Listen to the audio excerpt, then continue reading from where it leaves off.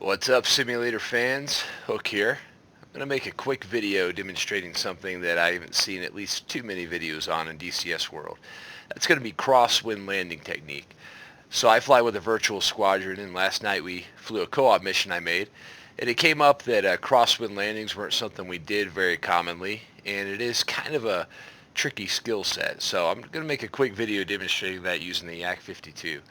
The Yak's perfect for this because it's a slower aircraft, so I can demonstrate things, with the slower speed. Things aren't happening as fast, but it's still tricycle landing, or tricycle landing gear, which is what most of our jets are in DCS world. So hopefully this is helpful to you guys. Bear with me as I'm using Track IR. I never use Track IR anymore. I almost always fly in VR, so it's a little bit weird. So we're starting out on the final here for Ramat David in the Syria map in Israel. And we're going to have a strong, I have it paused, but we have a strong left crosswind.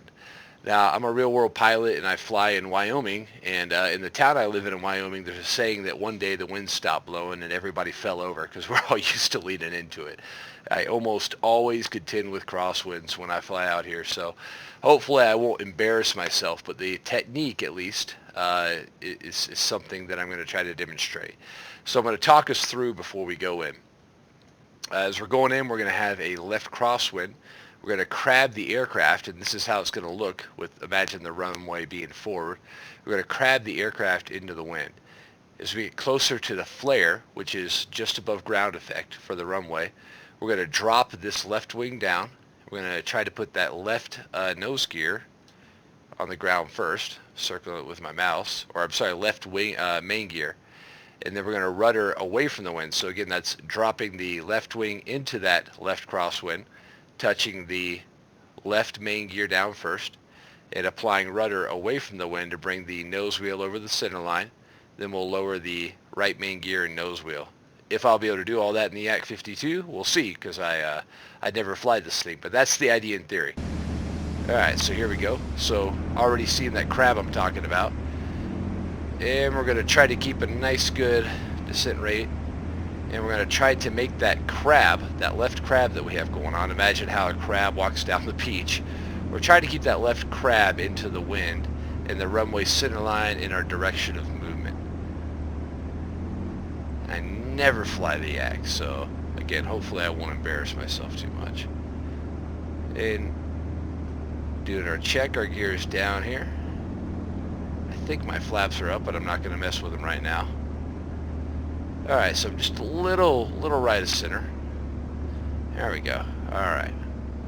As we're coming in here, my goal again is to drop that left wing as we get in ground effect and push my rudder right. So again, left wing down and rudder right, and I'm going to try to pause it right here.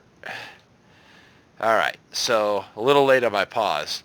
But the goal was to put that left main gear down and then put the right main gear down, and you can see I've got that right rudder in to straighten out the nose wheel. All that's happened pretty well.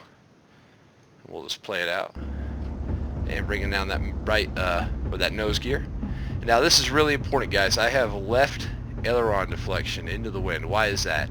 If I let it center, see how it pushes the aircraft towards the wind? That's called weather vaning. It's trying to bring the aircraft's nose into the wind. But when we apply that left aileron into the wind, that's going to keep my aircraft aerodynamically correct so I can continue going straight. And we'll need to do that more dramatically as the aircraft speed is lower. And as we gain airspeed, we can ease up that aileron wing correction. But that's good practice in real world flying in DCS. Always make sure that you're applying your aileron into the wind. We are going to actually turn around here and do a crosswind takeoff demonstration real quick in the Yak. So as we, thank you Track IR, as we taxi, again, we're always going to keep the aileron into the wind. And the saying is dive into the wind, climb out of it. So as we roll through the wind off our nose, the aileron is where the elevator is going forward, and now with the right crosswind, we have right aileron. Alright, so we're going to add a power here. Again, that right aileron's in to avoid the weather vaning effect of pushing our nose to the right.